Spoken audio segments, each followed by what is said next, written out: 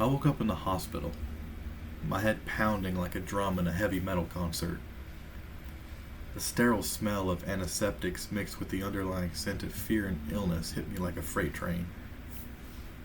As I blinked, trying to clear the fog in my brain, I noticed her, sitting there, right beside my bed, was a girl who looked like she could be my twin. "Hey, you're awake," she exclaimed, her voice a bizarre mix of excitement and something darker, maybe anticipation. "I'm Anna, your sister." Sister? That was news to me.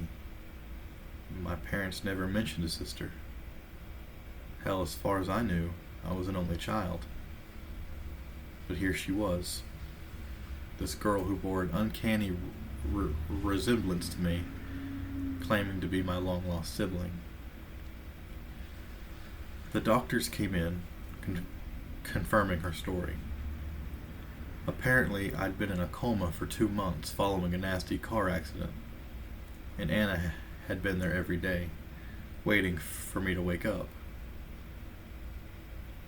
The story was straight out of a soap opera, and I didn't buy it for a second.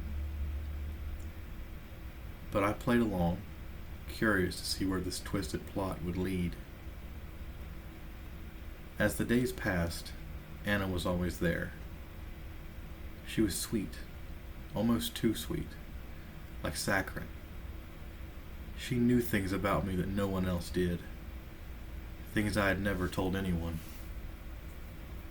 It was like she crawled into my head while I was unconscious and rummaged through my memories. But then things started getting weird. I would wake up in the middle of the night to find her standing over me, just staring with those piercing eyes. Other patients in the ward began to have accidents, falls, medication mix-ups, sudden deteriorations in their conditions. The hospital was buzzing with whispers of a curse. I decided to confront Anna. That night, I pretended to be asleep, waiting for her to begin her creepy vigil. As expected, she came, standing silently by my bed. I opened my eyes suddenly, catching her off guard. "Who are you really?" I demanded. The transformation was instantaneous.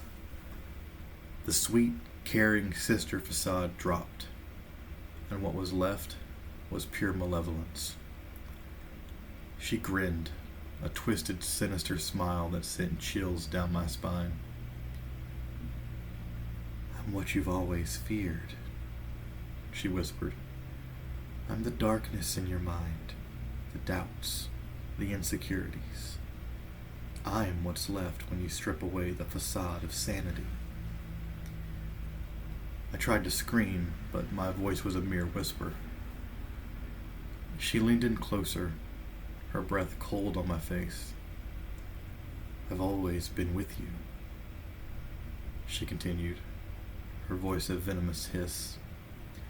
"In every nightmare, every moment of despair. And now, I'm here to claim what's mine." I was paralyzed with fear, unable to move, unable to escape. She reached out, her fingers icy as they brushed against my skin. Then everything went black.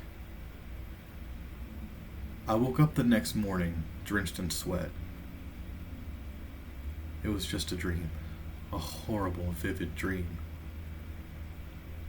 Or so I thought until I saw the marks on my arm where her fingers had been. Days turned into weeks, and the line between reality and nightmare blurred. Anna was always there, a constant reminder of the darkness lurking within.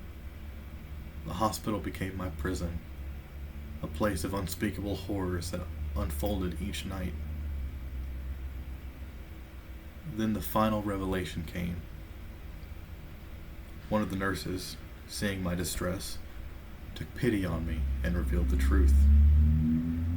There had never been any sister. Anna was a figment of my imagination, a manifestation of my brain's attempt to cope with the trauma of the accident. But if Anna was just a figment of my imagination, how did she leave marks on my arm? How did she know things only I could know? The questions plagued me, driving me deeper into madness. In the end, I realized the horrifying truth. Anna wasn't just a part of my imagination. She was a part of me, a part that had been dormant, waiting for the right moment to emerge. And now, as I sit here in this room, alone but never truly alone, I wish I had stayed in the coma. Because waking up meant unleashing Anna, and Anna was the true horror story.